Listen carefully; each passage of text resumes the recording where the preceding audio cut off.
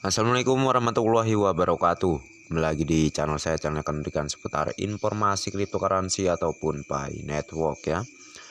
Oke, di sini saya ingin sedikit membahas terkait postingan yang dibagikan oleh sahabat Pionos ya. Yang mana ini ada di salah satu grup sosial media saya. Tentu ini sangat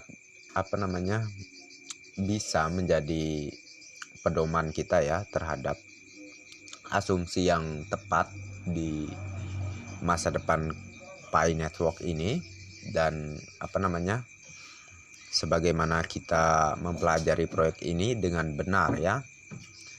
Jadi secara informasinya di sini kalian bisa langsung saja saya tunjukkan. Namun sebelum itu jangan lupa untuk like dan subscribe-nya. Dan jangan lupa juga aktifkan notifikasi loncengnya agar setiap saya mengupload video terbaru ke depannya tentunya kalianlah yang akan lebih awal menerima notifikasinya ya. Dan oke, kita langsung saja di sini untuk ke temanya. Oke. Jadi ada sebuah informasi yang dibagikan di salah satu grup sosial media saya, yang mana seperti yang kalian lihat keterangannya, Pi tidak harus masuk akal setiap saat ya. Terkadang Anda mungkin tidak mengerti apa yang sedang terjadi, dan Anda mungkin merasa bahwa proyek tersebut adalah sampah atau dieksekusi dengan buruk. Tapi ingat, inovasi tidak pernah masuk akal sampai itu terjadi ya.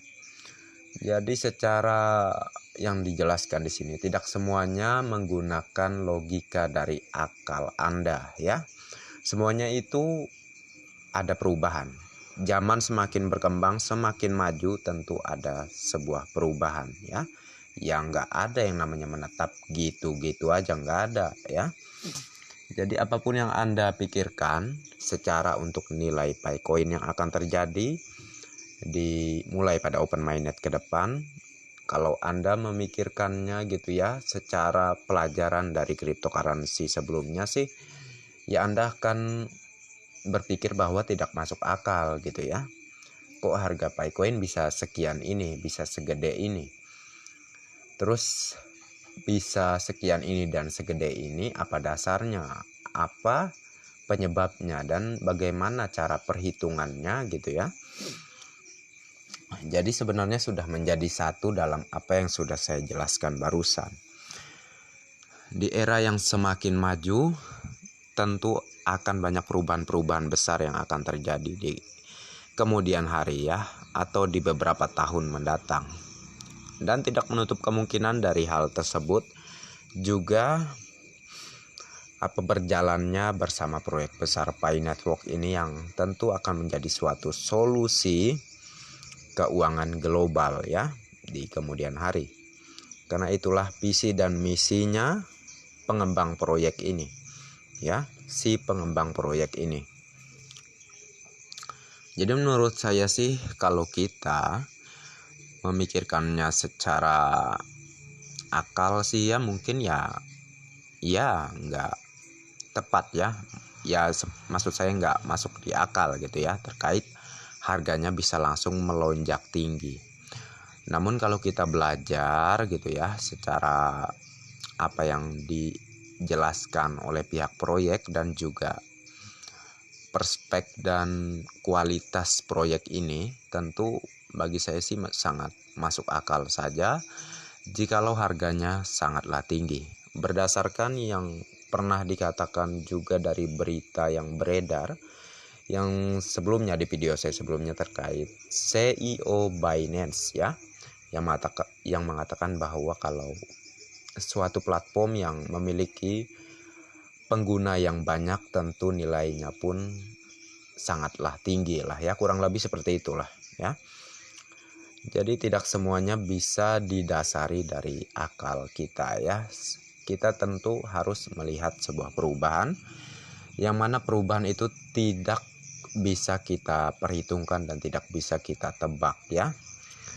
Dan secara gamblangnya proyek Pi Network ini berdiri di web 3.0 gitulah ya, dan sangat berbeda jauh dari perspeknya proyek yang sebelumnya, yaitu dari Bitcoin gitu ya.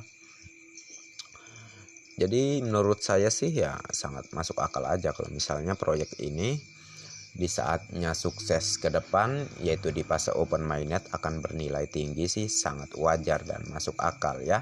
Itu berdasarkan kualitas dan juga pihak pendiri, siapa mereka, tentu kalian tahu mereka siapa dan titelnya sebagai siapa ya. Jadi di sini juga ada yang ingin saya simpulkan juga, ini dari Pi blockchain ya.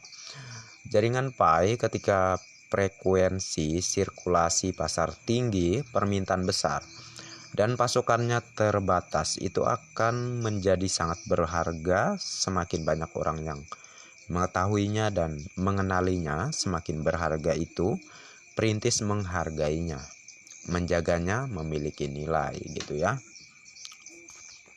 Ya kalau untuk ini sih ya nggak terlalu panjang lebar sih ya kejelasannya. Yang pasti jaga Bitcoin kalian dengan baik dan tahan aja dulu gitu ya. Kalau misalnya kalian ingin membelanjakan ya oke, silahkan saja ya, itu atas hak kalian masing-masing ya.